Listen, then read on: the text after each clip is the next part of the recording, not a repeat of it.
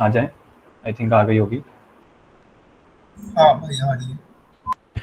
ठीक है, so welcome everyone. I made this small presentation for our ASR thing. So ASR जिसको नहीं पता बता देते हैं। ASR is just a thing where the people of us get together and talk about stuff they like, talk about stuff they're passionate about. So last year I was the head of the ACE security team, and now I've been promoted to the vice president. But regardless of that, I'm still passionate about hacking, and I've been into it from around 5 to 7 years now. So yeah, I love it, and I created this small presentation titled "From a Friendly Hacker's Perspective." So yeah, what we'll be going through is I'll be talking to you guys as a friendly hacker. What I want you guys to know, because I wasn't into reading much of news or politics nowadays, but as time has gone on, as time has went on, and I've been as you grow older, you tend to read news, right? So as I grew older, I tend to read news, and I used to see all the cyber crimes that were happening and all the bad things that could happen to people, because around 3 to 4 years ago, hacking was just a game for me, a cool thing for me. I didn't hack anyone or cause anyone harm, I hope. But yeah, as time went on, I realized that this can have huge consequences on people.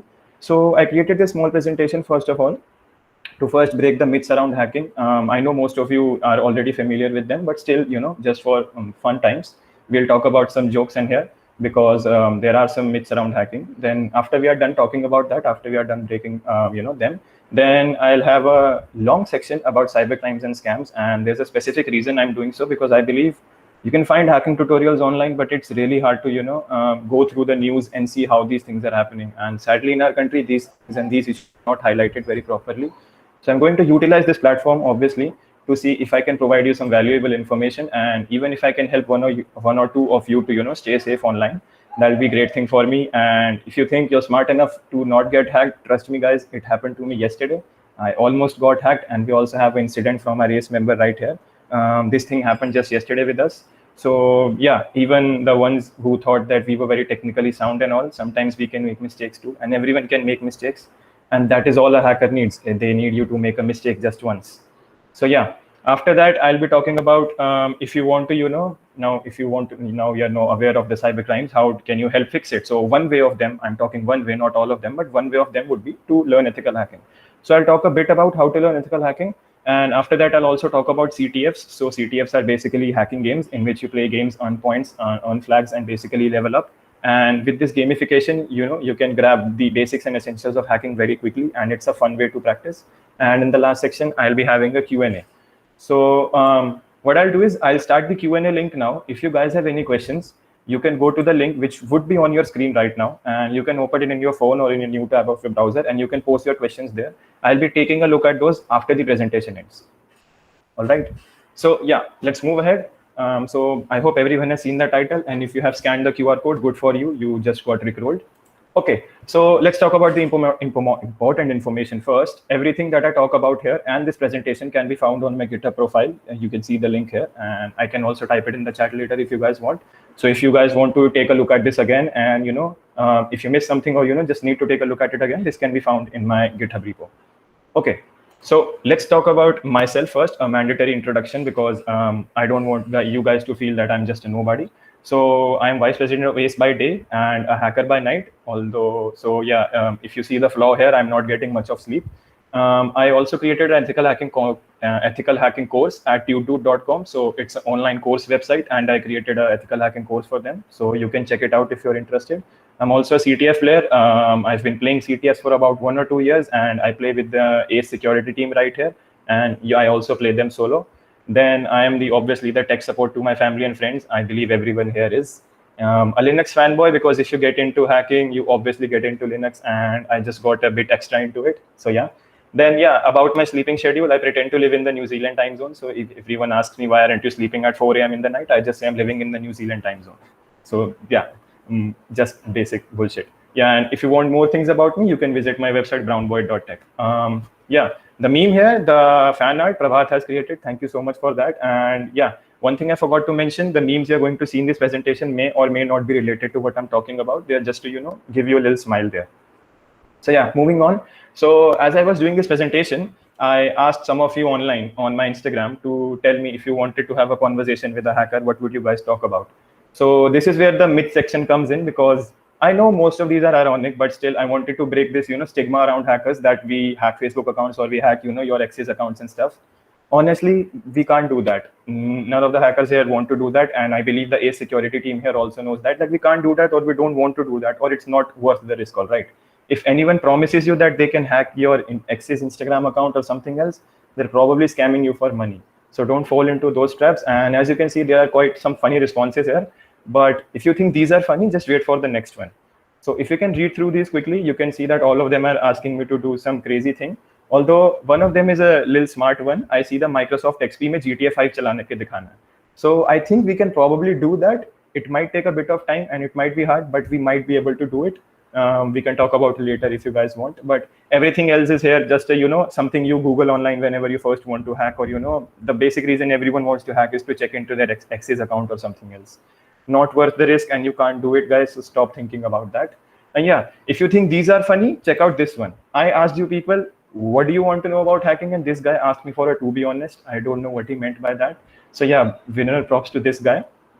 Okay, so hacking myths have been broken. Hackers don't do this shit. We don't, break into your ex's Instagram accounts, and we don't hack back accounts, and we can't get you free accounts. If you want to know about how people get those free accounts, we can talk about that later. It's called a carding thing. We can talk about it later after the presentation, but yeah, we don't do these things. And I don't feel comfortable giving a to be honest to someone online, but yeah.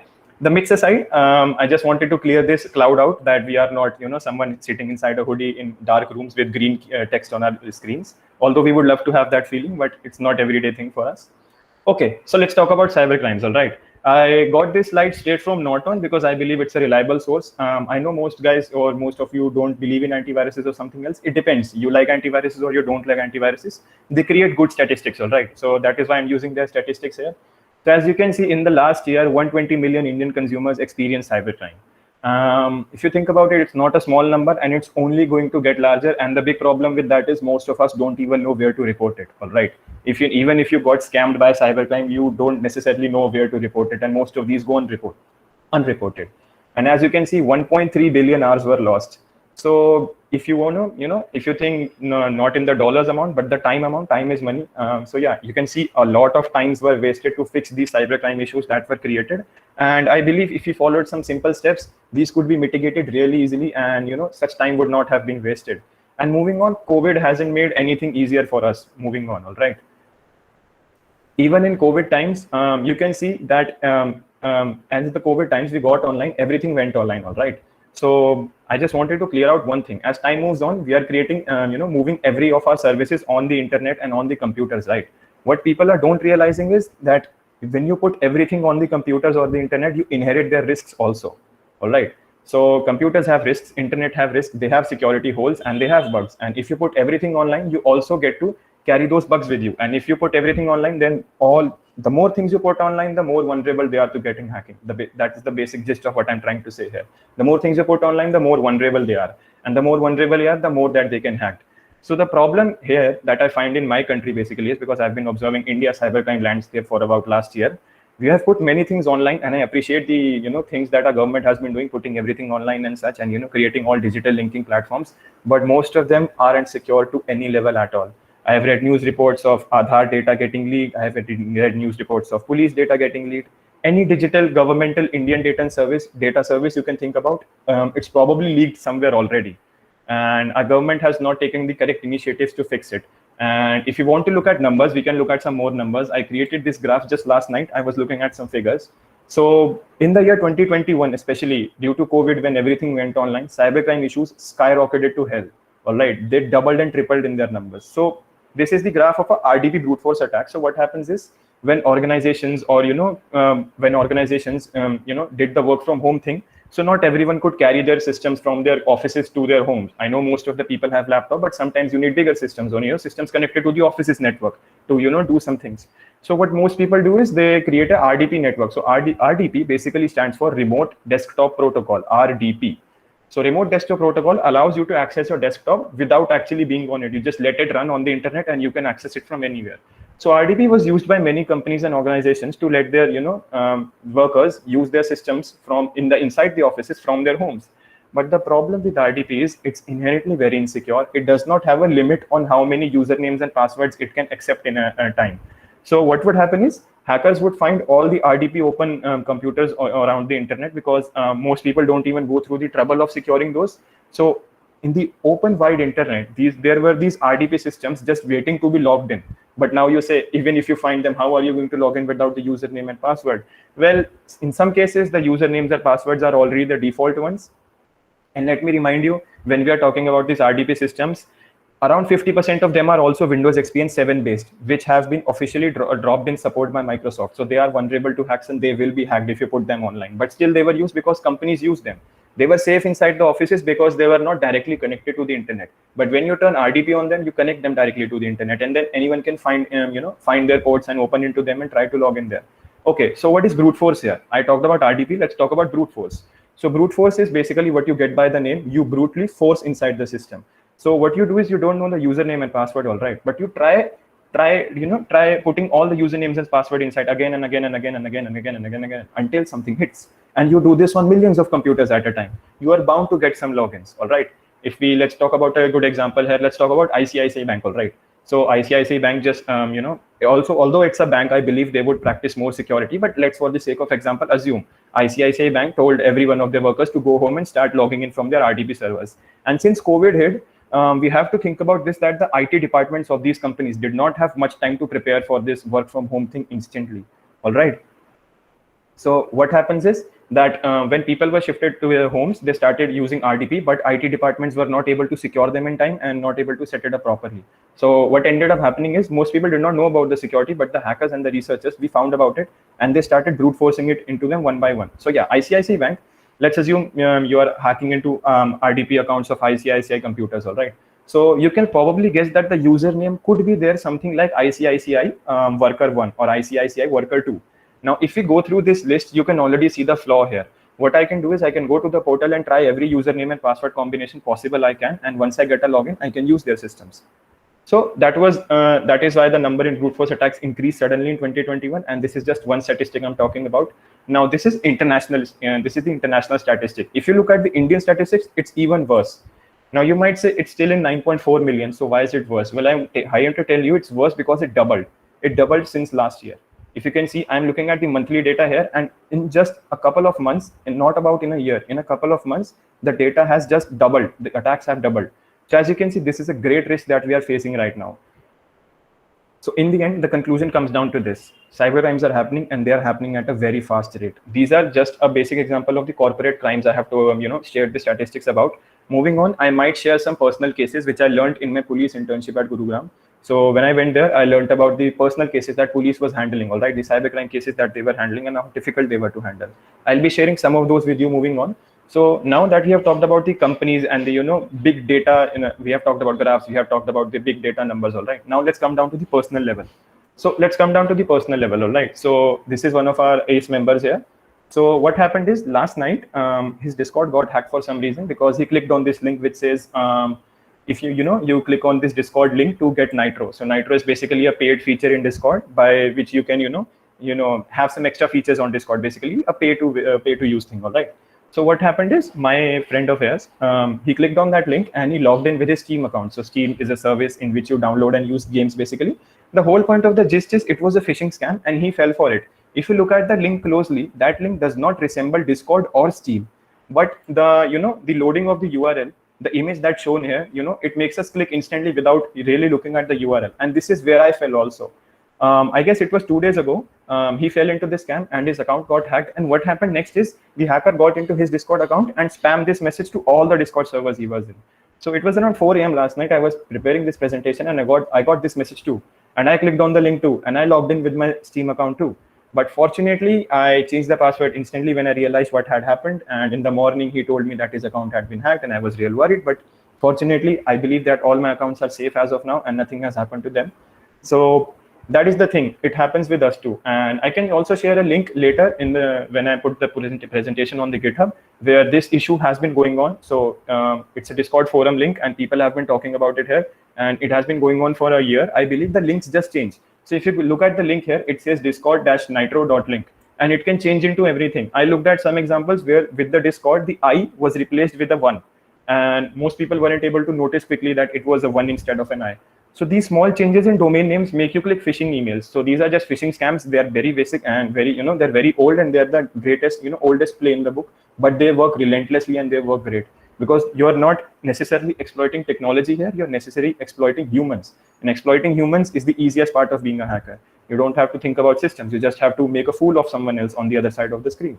So this is what I did. My friend got fooled and I almost got fooled too. So now I talked about these personal cases. If you move on. So yeah, now these are some cybercrime cases that I learned in my Gurugram Cyber Police internship. I'll just go over them briefly and I'll share the data with you so that you realize that these are real things and they can have real consequences and they harm people's lives. Because I believe we have seen ethical hacking tutorials, we have seen hacking Wi-Fi, etc. and stuff, but we haven't really realized if someone goes onto the dark side and tries to use these attacks on people, how it can affect them. We have learned about how to break technology, but what happens when hackers break normal humans, innocent humans? What happens then? So the first case is a remote support / KYC scam. So I'll go over this quickly, and sorry if you have a background noise from my side. So I'll go over this quickly. This happened with a friend of mine about 3 or 4 months ago. So what happened is he wasn't home and someone called their mother and they said that we need to perform the KYC for your bank account because it hasn't been done properly or it is broken or something. It was a random number, but her mother did not, cross question who are you and where are you coming from. If you know the things, you know that no organization will call you and ask you to confirm your KYC. They will send you a message or there will be some other means. They will never ask you on your phone to confirm your KYC or something else. But her mother fell for the trap, obviously, because it's not easy for, people older than us to realize what is happening and what is not. Since they just, adopted technology, they weren't born with it, they inherently trust it and they don't know how much damage it can do. So what happened is the scammer called his mother and he told his mother that we need to confirm your KYC. So she said, okay. And then he asked her to install TeamViewer in her phone. So if you know, TeamViewer is a remote desktop application. So what happened is he asked her to install TeamViewer in her phone. And then he told her to lay back, stay away from the phone and he will do the KYC. And her mother did not know what was going on. So the guy took the TeamViewer, got into her bank account and told her that we are going to, put ₹1 in your account to confirm that your account is working and KYC is working. So she said, okay, yeah, go ahead with it. So that guy did exactly that. He put in ₹1 in her account, but before she could realize, he extracted all the money that was in the account. Fortunately, it wasn't a big amount. But as soon as he put it in that ₹1 amount, he extracted all the other amount that was in the account and got it out. And before her mother could realize, the money was gone. The police weren't able to trace the hacker exactly because he quickly changed the money sources. He put it into one account and then separated and spread it out. And banks aren't really instantly, giving you replies. So if you go to them and, a police asks them, give us the detail of where this money went, it takes them a couple of days to process that report. And by the time those reports are processed, it can go anywhere and it's hard to find that money. Next is eSIM. So eSIM is a new thing that came with the newer iPhones and I believe the newer Samsung phones too, if you know about it. If you don't, eSIM is just a thing where you have an inbuilt SIM card in your phone, but it's not tied to any carrier. So basically Airtel, Jio, whatever, it's not tied to them. It's just a SIM module inside your phone. And you can get it from the carriers and they will, sign that module with their signatures. So basically you can go to Jio and you can tell them, give me an eSIM iPhone. And by that logic, your phone will not be required to have a SIM card inside it, but it will be tied to the eSIM module inside that SIM. So when eSIM came on the scene, the phone companies decided that we can, make use of it. So what they did is they allowed normal users to transfer their normal SIM cards, the physical ones, to eSIM, which are inside the phones. All right. And what they did is they just told them to, if you have ever done KYC or done anything else on a phone carrier, you can do services by sending them SMS codes, right? So you can do those things by sending them SMS codes on their numbers. So for eSIM, Airtel just told people to type eSIM, ACT, your number, space your email, and to send it to 121, which is Airtel service number, all right? And then your SIM will be transferred from your physical SIM to eSIM. Now, if you don't see the flaw here is that there is no exact verification. All right. I know the SMS has to be sent from your number to their number, but what happens is, this is not the exact case. Sometimes it happens is when you get a new phone, you don't have your SIM in it, but you want an eSIM, all right? So you don't have your physical SIM. So you can use some other SIM to send that message and you can type your phone's IMEI number. If you know about it, a phone's IMEI is a unique identifier number. So you can type your phone's IMEI number and what Airtel will do is it will say, okay, so now they want the eSIM. They will take your physical SIM, they will disable it from their end and they will put all your SIM data into your eSIM. What is the flaw here? The flaw here is that anyone can do it if they have their IMEI number. And if you meet anyone, you can go and see their IMEI numbers on the phone labels or anything else. So if you can just grab someone's IMEI number, I'm not talking about how to get it, but if you can grab it and you can SMS, act eSIM to Airtel's number with that IMEI number, what they'll do is they'll disable that, they'll disable the physical SIM that is inside someone's phones and give it to you. Now the implications of this are you don't really need access to someone's physical SIM. You only need their IMEI numbers, all right? And what happens after that is you send them the SMS, their physical SIM gets deactivated, your eSIM gets activated, you can perform bank transactions on their account, and you can read even the OTPs, because OTPs are the safe line of defense in our country, right? So you can take over their SIMs, you can read their OTPs, you can do anything you want, and then you can discard that phone.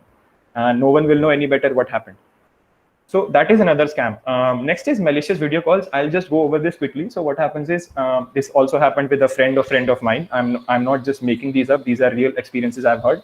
So it happened with a video call scam. What basically happens is mostly it happens that a female will video call you around late at night, and when you pick up the call, she'll be naked there or something else, just something to get you excited. And as soon as you pick up the call, they'll start recording, and then they'll blackmail you later that you were on a nude call with me and I'll leak this information, etc., etc., etc. So give me money. And people have been extorted like these for months, and they could not report it to cybercrime because they did not know what to do. So this is a real, possibility also. Then there is the instant loan harassment scam. If any of you have seen McMafia on Discovery Plus, it's the same thing here. So what happens is when COVID hit, again, COVID has led to increase in cybercrimes a lot, and I can't stress this enough. So what happened in loan harassment cases is people would download instant loan apps. There were some Chinese, basically all those apps originated from Chinese companies because, they are good at creating apps, I believe. I don't know. Could this be a cyber campaign against India? I'm not really sure. But what they did is most of these Chinese apps offered to give you instant loans, all right? So they would give you instant loans and people would sign up to them quickly without reading their privacy policies. Before COVID, people only took loans from their trusted banks, the Indian banks, all right?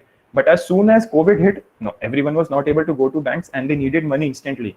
So what they did is they downloaded these instant loan apps and they, started using them and they took the loan.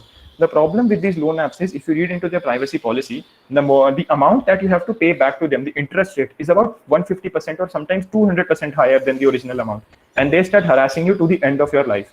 People have committed suicide because of this thing, because they were harassed to give the loan money back and they did not have the loan money back.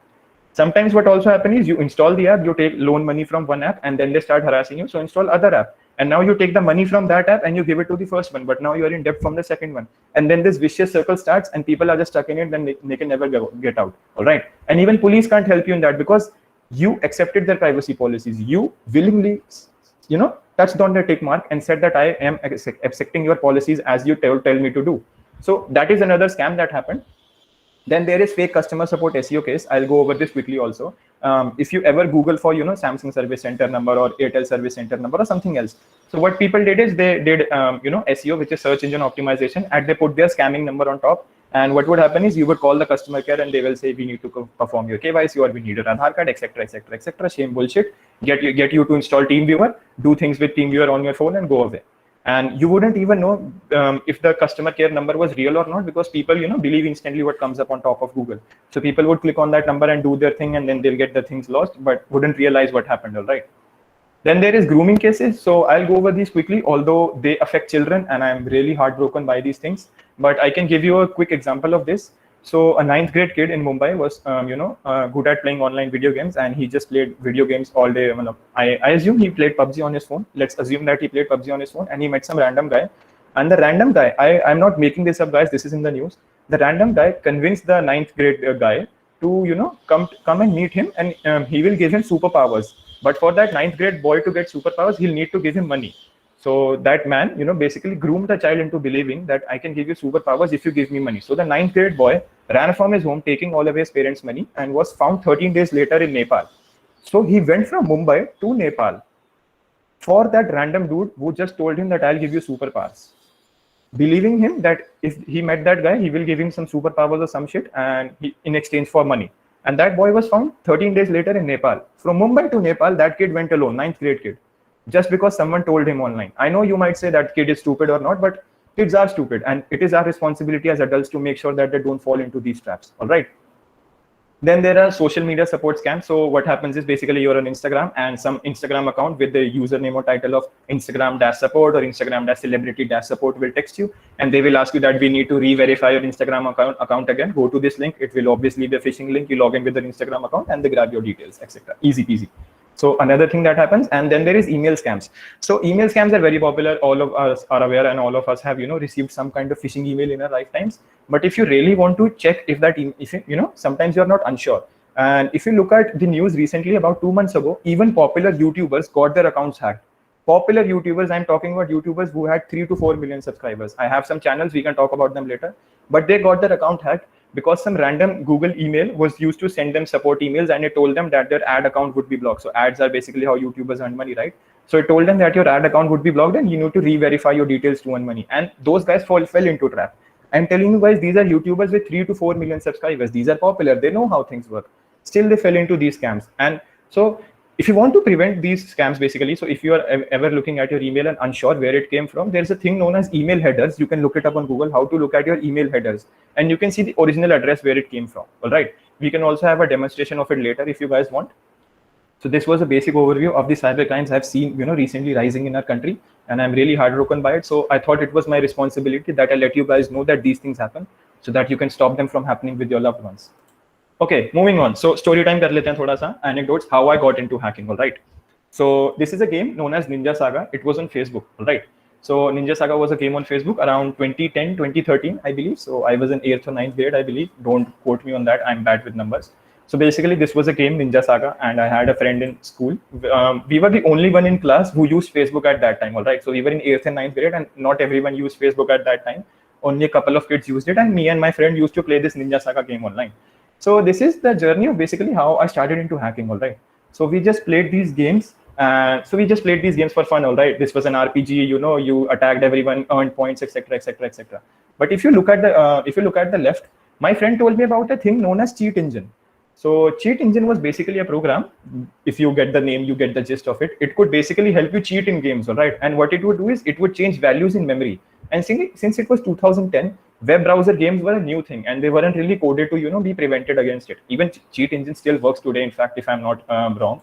But yeah, Cheat Engine used to work at that time. So what you would do is you can change the coin values that you had in your account, all right? So I remember playing Cheat Engine with my Ninja Saga with my friend, and one day he told me about Cheat Engine. So I looked up this YouTube tutorial. I don't know if this is the correct one or not, but there are multiple ones. And if you look at the dates, you will realize that it's from very old, about 6 to 7 years ago. So yeah, he told me about this program Cheat Engine, and I looked up to that video, and I realized, wow, I can basically have unlimited coins. And yeah, that is where my basically hacking journey started. That was my first hack. So I cheated in Ninja Saga. I got millions of coins with my account, and then I did not know what to do. Obviously, I did not know what to do. I was used to playing with 60 coins. Now I had a million of them, and I could have an unlimited supply of them. And the game got real boring after that. So if you think about cheating in gaming is cool, it's cool to a certain point, but after a point you get bored because then you don't have anything to do, all right? You have everything in your hands. So this was one thing that started my hacking journey. But as I told you, I was doing hacking for fun, all right? But something happened moving a couple years ahead, all right? So I was in school also at that time, but something happened. So if you look at this was the ICICI Bank email scam. And this was very old. This was done at the time when net banking was becoming the new thing, all right? And my dad, for some reason, thought that new internet banking would be cool because it was cool and it was easier to manage things from your home. And since we had internet at home, he thought that it would be a good idea to enroll for internet banking. But what happened is he got a phishing email and all our money in the account was lost and our family was devastated. I saw my father cry. I saw my family break down, and it hit me like anything that I did not know how this happened.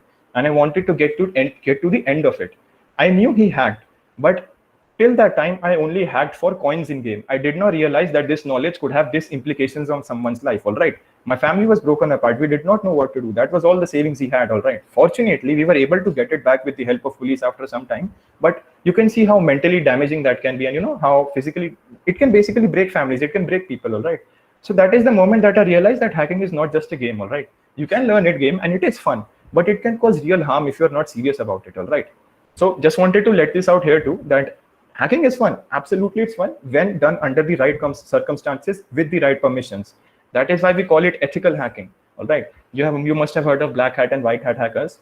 So what I'm trying to get here is hacking can be fun, and it is fun, even when you do it in the right context. When you try to take money or cheat someone, I can understand how it can be boastful of you to say everyone and be proud of it. but it can really harm people's lives. So don't try to do that. If you have ever tried to put someone into a phishing scam and get their email ID from Instagram and etc., as long as you give it back to them later or don't read their DMs, I don't believe it's okay. It's on the gray line of morality. But yeah, just don't do these things. They can really break people. All right, I'm just letting this out again and again and here.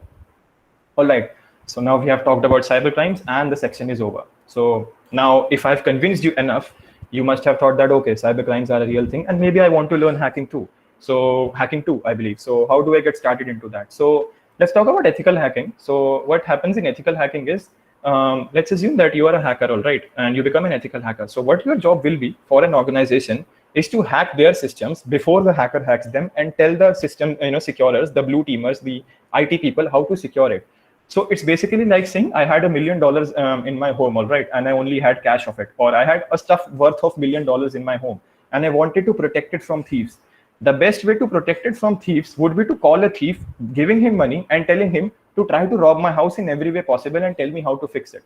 Because a thief would be the only one the thief would be able to think like a thief and tell me that these are the windows that I'll try to get inside from, and these are the gates that I will try to unlock. So secure these. All right. So if you have ever seen an interview of a thief or an ex-convict, you can always see how they think, and it's vastly different from what normal people think. All right. Thieves can stay around your house for around 15 minutes, 20 minutes, 30 minutes. They look at your house weeks. If a thief wants to attack a house, they will start monitoring that house weeks before they even plan the attack. All right. So a hacker thinks, or a thief thinks, they think basically the same. They want to break in and get stuff, all right? But it's about the morality and the intention of the thief or the hacker, all right? So if I can get the thief on my side and tell him to break into my house and tell me how to save my stuff, I can be prepared for whenever a thief comes. So this is what basically ethical hacking means. You start working as an ethical hacker, and you hack into organizations and hack into everything that you can, and then you give them a detailed report, all right? So you have very fun hacking all their systems, and then you give them a detailed report outlining how they can fix that stuff, so that they can fix that stuff before an hacker gets to them. And I believe this is what our government reads really, really right now. But let me assure you, ethical hacking is not the only way to get into the cybersecurity industry. It's just one way. And I'll clarify that with this diagram, this art that I created. I call this my masterpiece. So what this diagram basically says is, if you start from your script kiddie journey, so a script kiddie is how all of us start when we start becoming a hacker, all right? We follow online tutorials, we follow what other people are saying, and we follow it blindly. And then we slowly start learning what the programs are doing, what the commands are doing, and how we can use them for our own purposes. But at the start, everyone is a script kiddie, all right? To become that, elite hacker that you see in the movies, you need to start as a script kiddie first. And if you see the crazy lines that I drew, that is the journey of becoming a script kiddie to a hacker. So basically, it does not matter. All of us start from the same point, and we will end at the same point, but our journeys will be vastly different. Some will start learning, if you want to get into cybersecurity industry, there are about 50 to 60 roles that need to be filled right now. And let me assure you, cybersecurity is an industry that needs people right now more than ever, all right? It's a nascent industry, it's a new industry, so we need very much people here. So yeah, it's a new industry, but your journey would be very different from everyone. You can't follow someone else's footsteps. You can start from where they started. You can start from where I tell you where to start, but after that, it's your own journey. You make your own journey there. So if you're into creating your own life paths, basically, not being very philosophical here, but if you want to create your own life paths, you should get into hacking and see where you go. Hacking can take you to many places. And I've seen people who are doctors or who are accountants or who are lawyers get into cybersecurity, all right? Your journey can be vastly, vastly different from everyone else. So if you think that you can follow quick, simple steps and you can get into hacking, it's not really that simple, and it will take time and it will take effort, but it's a fun journey nevertheless. So I just put this diagram here for fun and to let you guys know that ethical hacking is not a straight path. It's a very curvy path, a very randomized path, and you might be stuck in loops also, but in the end, it's worth it. Okay, so now I have here some basic things. So if you want to get into ethical hacking, now I will contradict my own statements. Basically, I told you about we can start from the same steps, all right? So if you want to get into ethical hacking or into CTFs, which we'll get into just in a bit. So if you want to get into ethical hacking, you can start with these concepts, basically. So I'm now telling you what you need to learn or what you can start with learning if you want to get into ethical hacking, all right? You can always get in touch with me or the ACE cybersecurity team. We'd be all great to help you. CyberSec and information security community is one of the greatest and most welcome communities in the tech world. We'll openly open our hands and help you with everything and anything, provided you guys are willing to Google and learn about it. All right. So yeah, this is basically some basic things that I wrote down here for to practice if you want to get into ethical hacking. If you start with these things, you can slowly grasp different concepts in hacking and you can move up the ladder. but this is where you can start basically. Now, if you think that you need a course to start this, there are obviously free courses online, and I believe in free learning. But still, I'll be shameless and I'll plug my own course here. So this is my own course in tudedude.com. I have provided the link below. So if you want to get into hacking and you like what I said, you can go to that website and buy my course there. So yeah, if you like what I'm saying, you can also get the course there, and it will give you a detailed overview of how to get from noob, basically from zero to hero. So I'll start from the basics when I'll, get you to install your virtual machines, and in the end, you will be ready to play CTFs. So that is what this course entails. So I'll not spend much time bragging about myself here, but you can take a look at this course if you want to. Okay, let's talk about CTFs. Let's take a break. All right, so what are CTFs? CTFs are basically games known as capture the flag. If you have played online games, they have this event called CTFs, or basically it's a Western game in which there are two teams and all of them have a flag on their side. I don't know if there's an Indian alternative of it, but it's basically a Western gaming concept that you have two teams and both of them have a flag on their side, and you need to grab the other team's flag and get it to your own point. So that is called a capture the flag game. And we have these in hacking too, all right? So what we do in hacking is we basically find an online system, we hack inside it, we get the flag which is inside the system, and we get it to our system, all right? And when you get that flag, you have completed your hack, you prove your hack. So basically, this is how CTFs work. They're basically games to practice hacking. And if you want to get into CTFs and you like the idea of playing a CTF, well, there are some resources that I would like you to have. So basically, these are some basic things that you would need to have to play a CTF. So working computer, I believe most of you have that. Stable-ish internet connection, don't need high speed, just needs to work. Some way to run Linux reliably, and attention to the point, reliably, because you will mostly be working in Linux all the time. So it would be a great idea to have Linux running on your system. Why did I transition from ethical hacking to CTF so quickly? Because I talked about courses, but if you are someone who believes, learning hands-on with hands-on approaches, so if you are someone who learns with, doing work instead of reading or talking about it, then you can play CTFs and they will help you immensely in your cybersecurity journey. And if anyone is starting, I highly, highly recommend you to start playing some CTFs. So these are some basic things that will require to start playing some CTFs. So you need to have a working computer and internet connection, obviously. You need to have Linux on it, and you need to take notes. I don't care how you take notes, you take notes, all right? I can't stress this enough. If you're playing a CTF, you take notes. Understood? Yeah, take notes. Join a team if you can. So feel free to contact the ACE security team if you want to. We guys have a team and we also play CTFs from time to time, and it's real fun collaborating with a team and learning from each other. Patience, yeah, CTFs take patience. Sometimes it can be hours before you realize, get into anything and you get that flag. So basically it takes patience, it takes time, but it's fun. In the end, it's a real fun game. And if you think you can have fun with other people, you can connect with us, the ACE security team, and we all can play CTFs together. So yeah, also you need to be creative, think outside the box to pwn the box. This is basically what my saying is. So if you want to hack into the machine, you really have to think outside the box sometimes. You can't just think normally every time. So yeah, hackers have this ability of thinking outside the box. We think, away from normal people. You give someone a cell phone and you tell them, hey, this is a cell phone and this makes calls. Us hackers, you give us a cell phone and you say us to it makes calls. And our answer would be, okay, it makes calls, but what else can I make it do? All right. So this is just, hacking mentality, hacking, methodology that you develop over time, So basically, if you have this methodology or you want to develop this, be sure to play CTFs, and it will help you develop that mental, image, the mental idea of breaking everything or thinking outside the box every time you're presented with a new problem. So yeah, if you are convinced now that you want to play CTFs, I have some basic resources here that you can start. You can always Google about these later. This is Pico CTF Try Hack Me. The ACE security team greatly, plays Try Hack Me and sometimes Pico CTF too. So if you're just getting started into hacking, you can start with Pico CTF and then you can see Try Hack Me and Hack the Box and etc. I have all these things there. Now I have also written here college events. So in the coming time, ACE security team would be hosting a CTF event also. So you can come there and play with us. And also read write-ups. So basically write-ups are solution to CTFs, all right? So if you see a puzzle and you don't know the solution to it, you can look it up online. And this is how CTFs work basically. You play with a CTF and you can't solve it and you spend the best of your abilities and still you can't figure it out. So you go online and read about how other people solved it. And then you can get an idea and then maybe, develop your own ideas on how to, get inside that. So this was all for CTFs. We have come to the end of the presentation, and I would like to just again tell you guys that everything that I talked about here can be found on my GitHub, and you can also reach me out there or on my website or any socials that you want to. We can collaborate, we can play CTFs also. So I believe that I have posted some questions. I must have gotten some questions right now. So yeah, this is the Q&A time.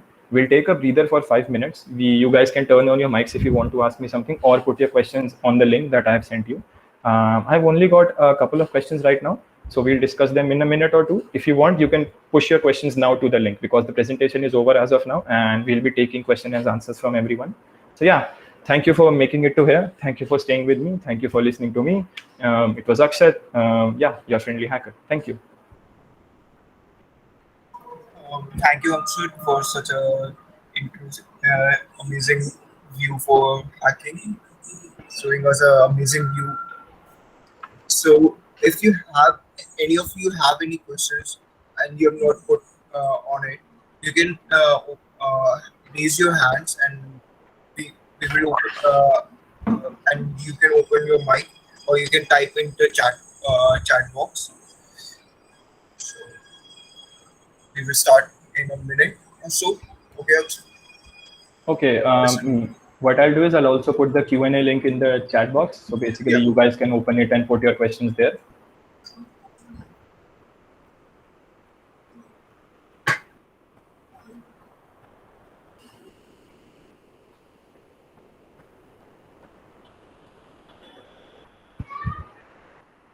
Also, if you guys have any feedback for the presentation, you can also put it there, and we'll also share a feedback link later in the chat, so you can put it there too.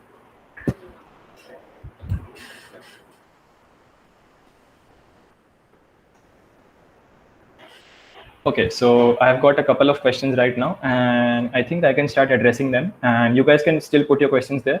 I'll, address them one by one, and we'll get to them. So the first question is by Sohail here. So basically, Sohail asked, the Discord link that you talked about, is it a normal phishing page where you will have to enter your credentials and then hacker will get access to credentials, or is it something much advanced that if you just have to click the link, the also hacker will have access to your info? So to break this question down, we'll get into some basics of web, all right? So I would say it was a mix of both, all right? It was a basic phishing page because the URL looked like one, all right? So it was not a very different thing. It was just a basic thing, all right? The URL. Let's try to have a live example of this. So I'll just go to my notes and find the Discord link here, and let me just Discord. Yeah. So let's just open the support page from Discord now, and we can talk about it.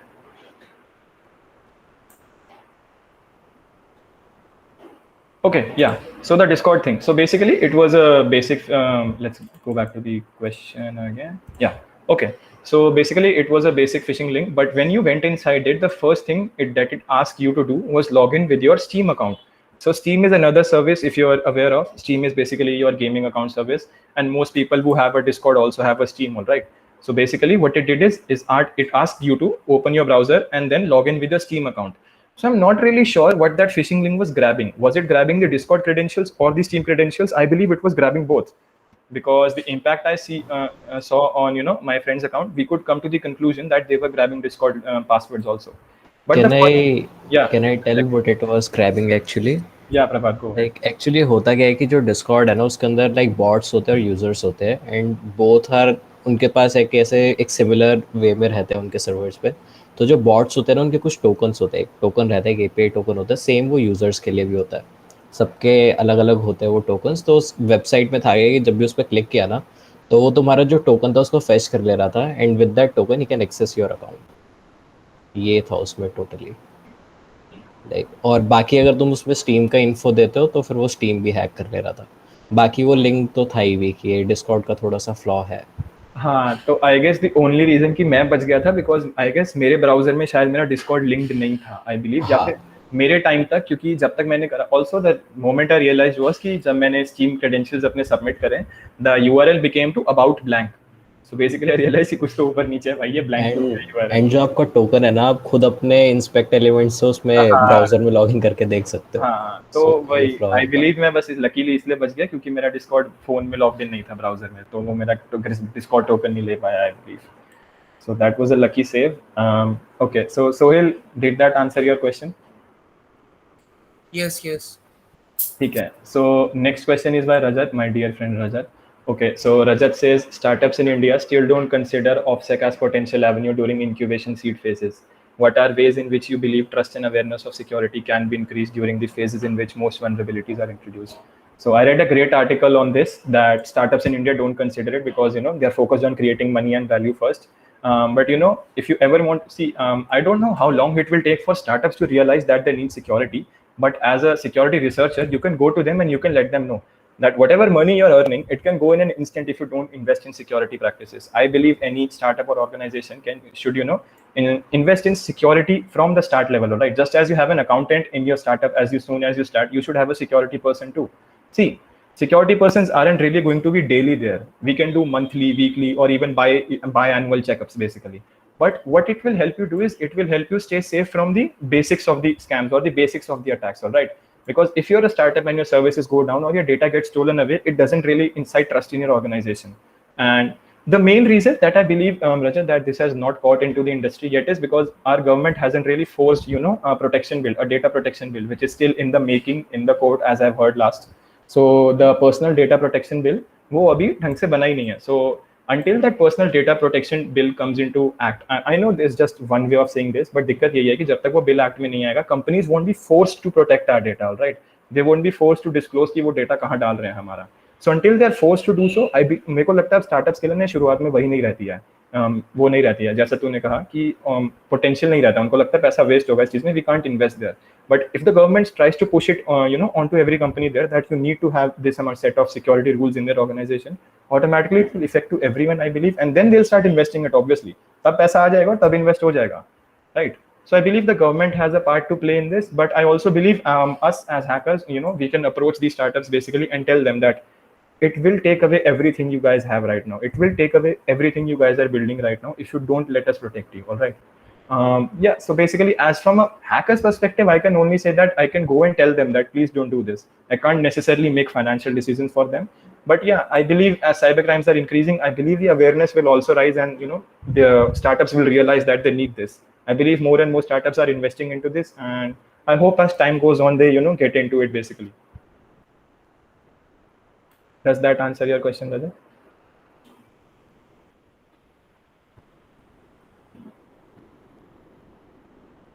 Okay, so I believe Rajat is happy enough with my outcome because he hasn't said anything. Yeah, pretty much. Yeah, Rajat says pretty much yes. Okay, so next is Ansh. All right, so Ansh says, do I need to set up a VM to try CTFs? It is the traditional way by which we play CTFs because you can't. I don't want you to remove your Windows, or not everyone wants to remove and dual boot your Windows. So it is the traditional setup, and I believe it's one of the easiest way to play a CTF. Okay. So you ask me, is there a website which allows me to practice web development related CTFs? Absolutely, yes. If you go to TryHackMe and HackTheBox, they have web. In fact, web is one of the most popular categories in CTFs. So there are multiple categories there, and web attacking is one of them. Now, practicing web development is something I'm not sure about. You can practice web breaking, basically. You can practice how to hack websites and web servers and break the technology. I can't really promise you if you can get web development experience there. All right. So yeah, if you don't wanna set up a VM, there's a thing in Windows which is known as WSL. So now in Windows, it's a single command. So if you have any latest version of Windows from around 6 months ago, you can go to your administrator PowerShell and just type WSL, and you will see the command prompt will give an output. And what WSL will do is it will create a VM inside your Windows system to access Linux. So yeah, you can also do that, and you can go to tutorials. I can share videos of that if you guys want. So basically, you can have a Linux VM inside your Windows without really configuring a VM per se, and without really dividing resources. So the difference between the VMs we traditionally used to set up with VirtualBox and VMware is कि हमारी अगर 8 GB RAM होती थी तो उसमें से 3 GB Windows चला रही होती थी, तो हम उसमें से 3 GB बोलते थे कि VirtualBox से Linux चलाएगा. Then the 3 GB were reserved, and we also had to extract resources and abstract them अलग से कि इतने से VM चलाएगा. मान लो 4 कोर्स हैं CPU में, तो 2 VM चलाएगा और 2 विंडोज. इससे दिक्कत क्या आती थी कि दोनों को चीजें डिवाइड हो जाती थी, and if you did not have enough resources तो वो शेयर नहीं करते थे, वो डिवाइड होती, दोनों अटकने लगते थे. What WSL has basically done is कि Windows subsystem for Linux में क्या हो गया कि Windows के अंदर ही there is an inbuilt VM thing by which you can access Linux commands and perform Linux things. So I believe you can set up WSL and read about it. It will help you start playing CTFs. The reason I still recommend playing with VMs, the traditional VMs, is sometimes you can have networking issues in WSL. So sometimes that can cause little problems. That is why I still suggest that you play with VirtualBox, and WSL is still not fully matured right now. And also, if you if you think that you can't also, set up WSL, then try Hackney, and Hack-the-Box also offer paid options and free options in which you can access a VM inside your browser. So basically you can open just a new tab and you can open a Linux machine there and interact with them, and it's easier and it's more, it's very easier and very fast to do. But it's paid mostly, in Try Hackney the free plan is only limited to 1 hour per day. So you can't really, work. If you can work with 1 hour a day, that's good. Or you can pay for the premium plans and use it accordingly. Okay. गौरव भैया आपने हाथ race किया था, एक बार बताओ.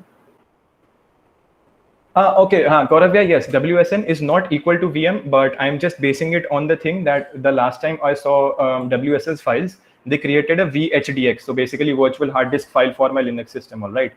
And so yeah, that is what I'm basing my sentence on. Obviously, I'm not completely right here. I'm just extrapolating for explanation right now to make it simpler. Yeah. It's not a virtual machine. So I understand that you might have seen a VHDX file, which is okay. It's a virtual hard drive. Yeah. It's a native machine. It's Linux running in your Windows machine. Yeah. There's a Windows kernel, there's a Microsoft kernel, and there's a Linux kernel, and Microsoft essentially packed them both together. Yeah. Thank you. So they did the same thing when they introduced Android applications and Windows 11, Android kernel with Windows, and now they also have Linux and Android and Windows, 3 kernels with one operating system. Yeah, so Microsoft has basically eliminated the need for everyone to use a VM. They don't want you guys to use VM. Yeah, I believe it's a good thing. Yeah, thank you for correcting me, Gaurav. Yeah. Then Ansh says, can you please show the Gmail header thing that I mentioned?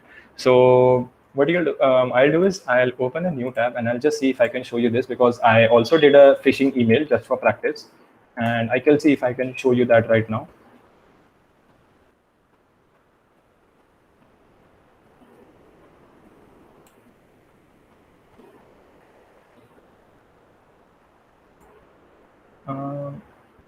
Okay, yeah, I can do that. Let me see. So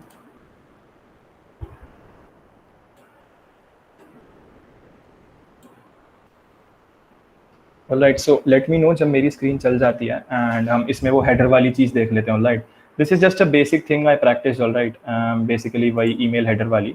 so ya I was just practising a phishing email. मैंने अपने दूसरे account को भेजी थी for some reason. So if you can see the name here says Shivam, I deliberately changed it to Shivam. And if you look at the email here, let me zoom in. So now if you look at the email here, yeah. So now Gmail obviously marks this because they could not verify the email right now. But if you can, set up a proper mail server and verify it, you can, create more believable phishing looking scams. But I just did it in 5 minutes. So as you can see, the name there says Shivam, and it says airtel.service@robi.com.bd, whatever that is. All right. So what happens is I have this title here. All right, this thing here, and if I go back here, and if you look at this mail here, it says Shivam, and please install this update for Airtel connection. So yeah, that was just basic one phishing scam. So if you get an email like this, what you can do is you can go to these 3 dots here, I believe, and then you can click on the show original thing here. So if you click on the show original thing, now you will see the original ID from which it was being sent. So if I'm not wrong, this is delivered to, and I believe you can see the original email ID somewhere here. I don't, yeah, okay. So it says SMT mail from airtel.service@robi.com. So you can see that robi.com thing, that BD is for basically Bangladesh account, basic Bangladesh server, I believe. So yeah, you can go, even if you have any emails and if you are not sure about them, you can, just go to the original tab here. And if you guys believe that you have been, duped in an email phishing scam, go to this thing, the original thing, and print this information, print all of this, and you can let the cybercrime companies know about it, and basically send it to police if you want to, because it will help them do their research faster, and it gives you all the technical details of an email that you received. So if you're ever unsure about an email, you can check here. All right, and you can also see the IP from which it was sent, and yeah, you can see the original email address here also, and you can go here and you can also see here. Now in my okay, so now all the time you saw the email address, which was airtel.service@robi.com.bd, all right, but still that does not answer where the email actually came from. So the email actually came from is this. So as you can see, the received from section here, the one I'm highlighting, I'll just zoom in here. Yeah, so I believe everyone can see this, right? So yeah, this is the received from mk.cs. So mk.cs is the domain where the email was actually sent from. All right, this is the mail server from where the email was actually sent from. So, and it was for hack@youtube.com. So basically my account, which I was, doing for my course stuff. So basically this is my account, and this email was sent from this domain, the mk.cs, and you can also see the IP address here. So now this was actually sent from mk.cs domain, but it came to be coming from service@robi.com.bd. All right. So that is the way that you can check those email headers and see if the email was a scam or not. All right. So I believe that answers your question, Ansh. Yep. Okay, thank you. We can move on to the next one, I believe. Okay. Okay. Anonymous asked basically, is my video tutorial enough to get an overview of cybersecurity? I would gladly say no. No data is ever enough to get overview of cybersecurity. But what my course would entail you is to get started with the basics of ethical hacking. Cybersecurity is such a wide field that I don't believe any single person can ever cover it, because there are multiple roles inside this cybersecurity field. I have just barely scratched the tip of the iceberg here, or scratched the surface here. There are multiple roles inside it. My course specifically focuses on ethical hacking as of now. If you want to get an overview of cybersecurity, another shameless plug here, I'm practicing and creating another course as of now, and it should be up there by the end of this month. And it is basically titled Overview of Cybersecurity. So I have some things here that can get you started in cybersecurity, the concepts, phishing, explaining all these terms in detail, so that you can, have an overview of all these things.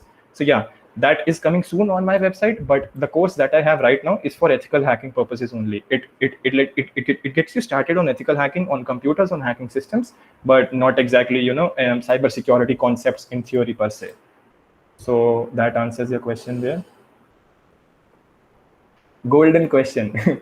Your take on IT law amendments that came out previously this year. I haven't really read much about them, but I do have one thing to say, that they aren't really considering the individual privacy per se as their first priority.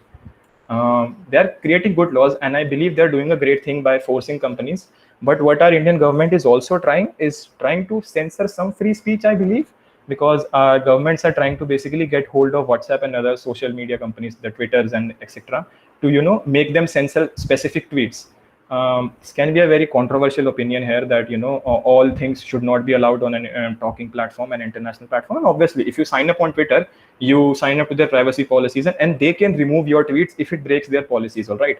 But when government starts to get in the way of speech between people online, I believe that's a little bit of getting in too much. I don't like when government comes into stop someone's free speech. All right.